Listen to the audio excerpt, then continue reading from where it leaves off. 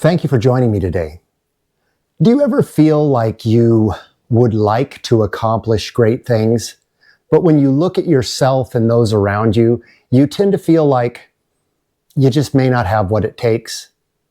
When you look at your abilities, your skills, your resources, and you compare them to others, maybe you look at yourself and think like, yeah, I can never accomplish it. Especially when it comes to your walk with the Lord. Do you look around and say, well, if I could sing like that person, or I could preach like that person, or if I had the resources of that person, then I would dare to do great things, and my walk with God would enable me to serve Him in really miraculous ways. Do you ever feel that way? If you do, you're not alone. Many of us have felt that way from time to time. And today I want to explore this a little bit by looking at a passage in Scripture from Matthew chapter 25. It's known as the parable of the talents. Now, to kind of set the stage for this, Jesus is having a private conversation with his disciples. He had talked in Matthew chapter 24 about the signs of his second coming and some prophecies regarding that. He finishes chapter 24 by saying nobody knows the day or the hour. And then he starts having a conversation with his disciples sort of to prep them. And so in chapter 25, he has a parable of the 10 young women. And then he comes to this parable that I want to focus on today called the parable of the talents. And so I'd like to read it. It's in Matthew chapter 25, verses 14 to 29. So give me just a moment to read it to you, to familiarize you with it. So Jesus said, "For it'll be like a man going on a journey who called his servants and entrusted to them his property. To one he gave 5 talents, to another he gave 2, and to another he gave 1, to each according to his ability. Then he went away. He who had received the 5 talents went at once and traded with them, and he made 5 talents more. So also he that had the 2 talents made 2 talents more. But he who had received the 1 talent went and he dug in the ground and he hid his master's money." Okay, so keep in mind now what we're talking about here in this case are resources. The master gave each of his 3 servants resources to handle according to each servant's ability. And so in this case, we can see in this case, we're talking about money. And so the one who received the 5 talents took those 5 talents, went and invested it and multiplied it. The same with the servant who received 2 talents. But the person who received 1 talent looked at what they had and they buried it so that they could give it back later. And so in verse 19, the story continues. Jesus says, "Now after a long time, the master of those servants came and settled accounts with them. And he who had received the 5 talents came forward, and bringing 5 talents more, he said, 'Master, you delivered to me 5 talents. Here, I have made 5 talents more.' His master said to him, 'Well done, good and faithful servant. You have been faithful over little. I will set you over much. Enter into the joy of your master.' And then he who had 2 talents came forward, and he said, 'Master, you gave me 2 talents. Here, I have made 2 talents more.' And his master said to him, 'Well done, good and faithful servant. You've been faithful over a little. I will set you over much. Enter into the joy of your master.' And then he also who had received the 1 talent came forward, and he said, 'Master, I knew you to be a hard man, reaping where you did not sow, and gathering where you scattered no seed. So I was afraid, and I went and hid your talent in the ground. Here, you have what is yours.' And he said, 'You wicked and slothful or lazy servant. You knew that I reap where I have not sown and gathered where I haven't scattered seed. Then you ought to have invested my money with the bankers so that in my coming I would receive what was my own, at least with interest. And so there you have it. 3 servants, each of them received talents, gifts, and abilities. Some received more, some received less, each according to their ability to manage the talent. And 2 of the servants took what they received without considering what the others received and went and did something with it. But this one servant, the one who received 1 talent, he went and he hid what he had in the ground. And I want you to notice what he says. This is really, really important, because notice what that servant who received the 1 talent said in Matthew 24, where he said, Master, I knew you to be a hard man, reaping where you did not sow, and gathering where you scattered no seed. So I was afraid and went and hid your talent in the ground. So I want to pause just a second before I go on with that. Of these 3 servants, of these 3 individuals, which of them do you most associate with? In your heart of hearts, do you see yourself as the servant who was given the 5 talents and enthusiastically, confidently, you're out there using those talents? Do you see yourself as the servant who has received the 2 talents? And enthusiastically and confidently, you're going out and using those gifts, talents, and abilities according to your ability? Or do you associate yourself more closely with the servant who received the 1 talent? And in looking at that 1 talent and being fearful what you're able to do, you find yourself actually not doing very much at all. You bury your talent and you wait, maybe hoping something will happen with it. I think it's important to step back and notice that each of these 3 servants received gifts, talents, and abilities. And it's not so much that the servant who received 1 talent went and hid his talent in the ground. It really has much more to do with the attitude of that servant who received 1 talent. Notice his conception of the master. His conception of the master was one of fear. He knew that the master was so successful that whatever he did prospered, and somehow he made the assumption that the master would judge him based on maybe he couldn't accomplish as much as the person with 2 talents or the person with 3 talents. And so in considering his image of what the master was like, his response was one of fear and doubt. I think it's super critical here that we realize that what that servant who received the 1 talent did is he had bought in to the original lie. Now, what do I mean about the original lie? If you go back to the very beginning of the biblical narrative, you have a story where you have God, and God creates a perfect universe, a cosmos. And in that cosmos, he places a world.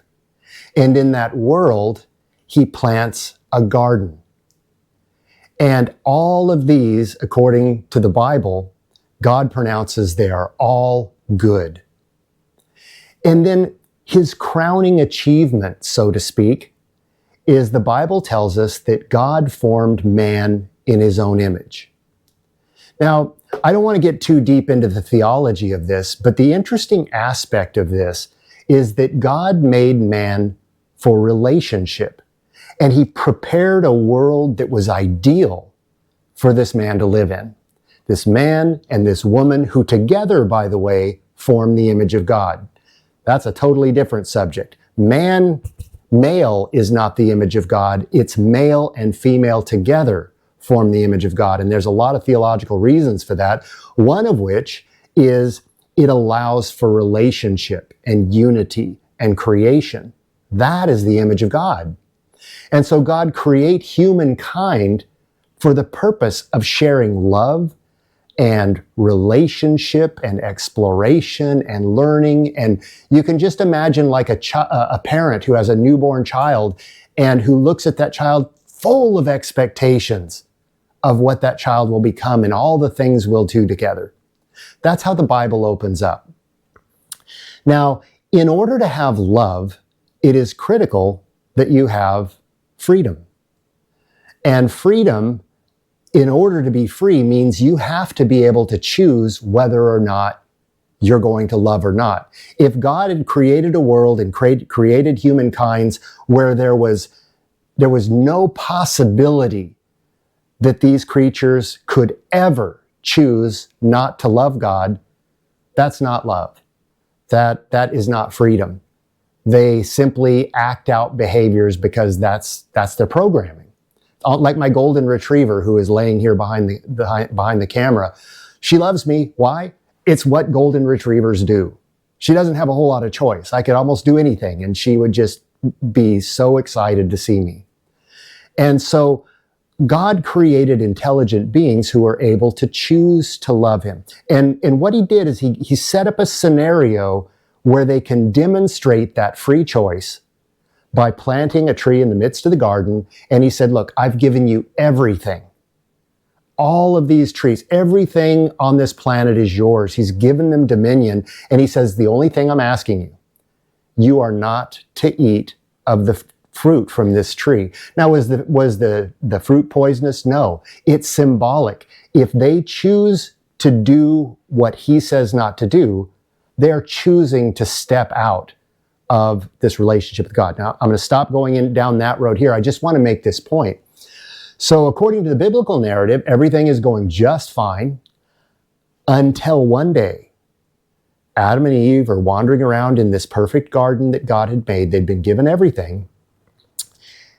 And they happened to pass by this tree that God said, don't eat from that fruit. And according to the Bible, there is a being in this tree. And it calls it a serpent, which the actual Hebrew term for serpent is nachash, which means really literally a shining one. So you see portrayals of a snake or something like that. We don't know what it looks like, but whatever was in this tree, it was a shining one. And according to the Bible, this being converses with Eve and says, didn't God say you can eat of all the trees of the garden? And Eve says, well, yes, he did, except for this one, because he told us if we will eat this tree, the fruit of this tree, we'll die. The serpent says, no, you will not die. And instead, what God knows is that if you eat of the fruit of this tree, you will have your eyes opened and you will become like God and you will know good and evil. That's the original lie. Think about this for a moment. God gave Adam and Eve everything according to the Bible in the story. And then some random shining being comes along and introduces doubt. And while Adam and Eve had every reason to believe that God was good and had their best interests at heart, this being introduces doubt and is basically saying, God's trying to keep you from something. There's this special knowledge of good and evil. You'll be just like God. And so, just like that, they bought into this lie about the character of God. I'm going to stop there and just get back to our parable that we're talking about. So this servant, according to the Bible, has this perception of the master, that the master is mean and is dangerous. And you have to be careful because you'll get in trouble. And yet, if you look at the parable itself, there's no evidence whatsoever that any of that is true. The master gave each one gifts, talents, and abilities, money, according to their ability to faithfully and efficiently manage. End of story. There's no evidence that the master is harsh. But nevertheless, it comes down to the fact that the person who received one for a variety of reasons, the person who received the one talent, chose to do nothing with it. And I think this is an incredible point we need to keep in mind, is when you fail to do or to use even a small thing that you have been given for the Lord, you miss out on a world of opportunity. So I want to retell this parable in a slightly different way, and I want to use 3 coins. So, as an example, what I have here is a 1924 $20 gold piece. Okay, so this coin was minted at a time when $20 really meant something. Okay, for $20, you could pay your month's rent, buy your groceries, do a whole bunch of stuff, and probably still have some money left over. Gives you a sense of what's happened to our currency over time, because $20 might get you to Spaghetti Factory or a restaurant for a nice dinner. Well, maybe not even a nice dinner, an okay dinner. So, $20 gold piece. I also have another coin. This is an 1888 Morgan silver dollar. So this was also minted at a time when a dollar meant something, right? You couldn't just buy, now you can't even buy a candy bar, generally speaking, for $1 now. But when this was minted in 1888, you can bet you could buy a candy bar and a fair amount of other things. So it's not nearly worth the $20 gold piece, but it's certainly worth something significant. And lastly, the last coin I want to show you, this is an 1867 penny. And so this penny, just made of copper, base metal. And so it's worth substantially less than either gold or silver. So let's reconsider this parable in light of a gold coin, the $20 gold piece, the silver dollar, and the penny. So if someone were to give, if you're one of 3 servants and you're being offered the gold coin, the silver dollar, or the penny, which would you want to be? Now, obviously you look at gold, you're like, ooh, gold is valuable. I think the gold would be the one to be. Some people, silver is shiny and it's still somewhat valuable, so I'd rather be the silver. Many people would say, I don't really see the point of the penny. I mean, look at now, they want to even get rid of the penny. They want to get rid of the penny, and so people would say, a penny, it's not really worth much.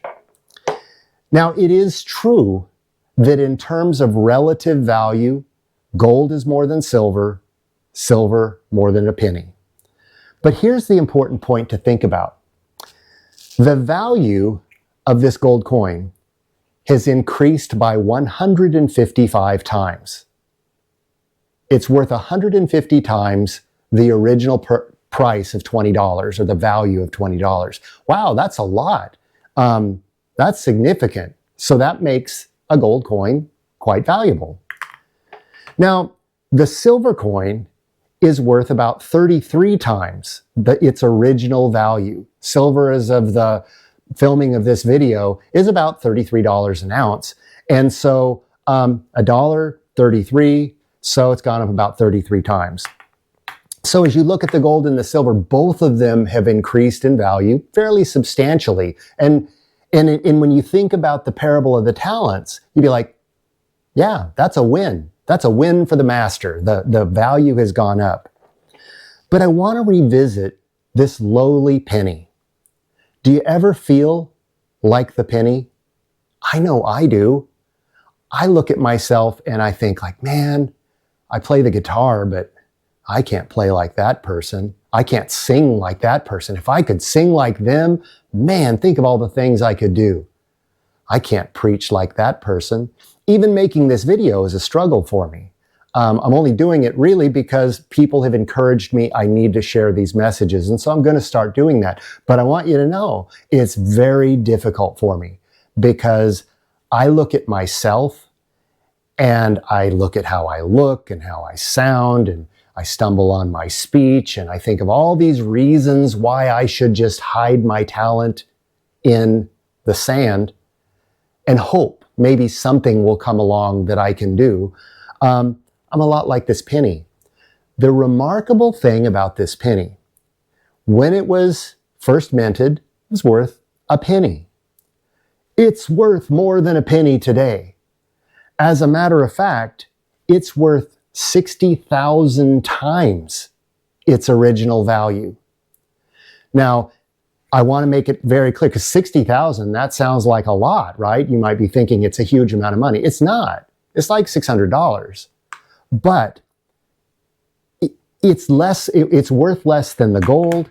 It's worth less than the silver. But the important thing to keep in mind is the increase. It's the increase that the lowly penny actually saw a much greater increase in value over either the gold or the silver, even though it's still worth less than the gold. And I think the point there to take away from this is, even if you have one small talent, and I'm sure you have more than one, if you were to talk to your friends and ask them, what do you think are my gifts, talents, and abilities? What are the things that are unique to me that you think I contribute? I bet you would find more than a handful of things that are quivers, or arrows in your quiver, so to speak, that you could use for God, that can make you a vital, valuable member of the family of God. And so, but you just tend not to see it. We tend not to see it. And why do we tend to hesitate to use our gifts, talents, and abilities? I think it comes down to a couple of things. One is pride. We don't want to look silly. We don't want to stand out. We want to fit in. So pride is one of the reasons, like, oh, if I step out and use this, if I don't succeed, what's it gonna say about me? What are people gonna think about me? That's one of the reasons. Another reason, and I'm speaking to myself here, I don't know if it's laziness, but it's kind of a laziness where it's like, oh, I don't know how to get started. I don't know. I mean, I don't really have everything. I don't know how to get started. And so you may not do it because of that. But I think a really big part as well is a misunderstanding of the master. When we compare our talents to others, we look at ourselves and we think, what do I have to contribute? What can I do? I don't see anything that I'm good at. And we look at God and we tend to feel like he may be dissatisfied. He may not accept our service. And it's so sad that we tend to think that, because in the end, if the Bible tells us anything, it's that it's not about us. It's about him. He can accomplish incredible things if we place it in his hands. We see in the story of the Gospels about the loaves and the fish, how Jesus feeds a multitude of people on a tiny amount of food because he can multiply it. And so I think that what we need to do, what I'm trying to do in my own life, is stop looking at my limitations. Stop looking at your limitations, but instead take what you have, go before the Lord, humbly ask him to take what you have and multiply it and show you how you can use it in his service. He will do it. But it's almost like Moses crossing the Red Sea with the Israelites. Unless you move forward and put your toe in the water, nothing's going to happen. It's not that God does things first to make it easy for you to go. You step out in faith and let him do what he does best, which is do the impossible. So I challenge you, if you have a gift, if you have a talent, an ability, place it in his hands. He'll take it and he will rejoice over the gift. He is so pleased with whatever his children do to serve him. He's not a fearful taskmaster.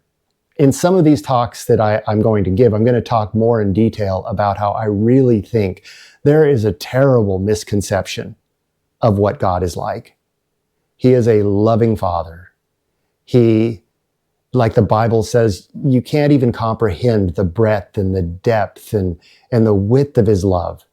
He loves us so much. And just like a parent who rejoices in even the unstable first steps of their child, he is overjoyed when we truly step out in faith and let him demonstrate to us his amazing love for us.